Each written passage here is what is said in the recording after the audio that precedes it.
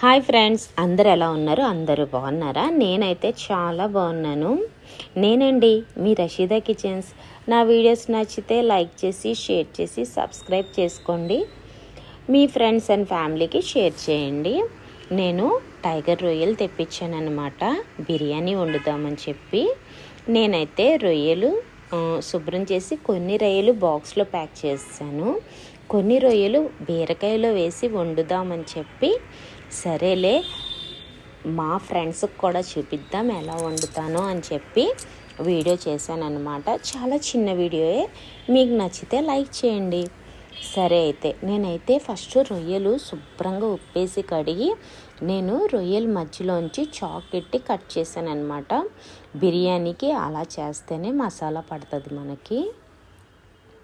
శుభ్రంగా నేను ఉప్పేసి కడిగేసుకున్నానండి. కడిగేసి వేడి చేసేసుకున్నాను పసుపు అండ్ సాల్ట్ వేసి.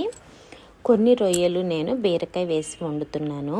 ఫస్ట్ ఆయిల్లో పచ్చి రొయ్యలు ఫ్రై చేసుకున్నాను. తర్వాత ఒక 2 ఉల్లిపాయలు కట్ చేసి వేసుకున్నా. అవి కూడా బాగా ఫ్రై అయిన తర్వాత కొంచెం అల్లం వెల్లుల్లి పేస్ట్ అండ్ ధనియాలు జీలకర్ర పౌడర్ అనమాట. అంతేనండి, ఇంకేమీ వేసుకోక్కర్లేదు. కొంచెం సాల్ట్ కూడా వేసుకోండి.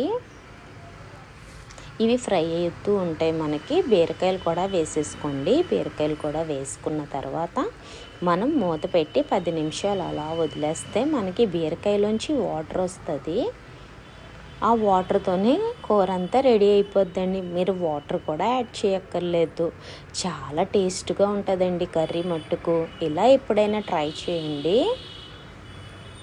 మూత పెట్టి 10 నిమిషాల తర్వాత నేను కొంచెం కారం వేసుకుంటాను, కొంచెం కరివేపాకు వేసుకుంటాను. ఇందులో కొత్తిమీర వేయకండి, అస్సలు బాగుండదు. ఓన్లీ కరివేపాకే వేసుకోవాలి.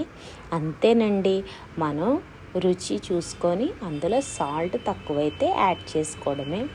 చూసారు కదా, మనకి 10 నిమిషాల్లో కూర రెడీ అన్నమాట.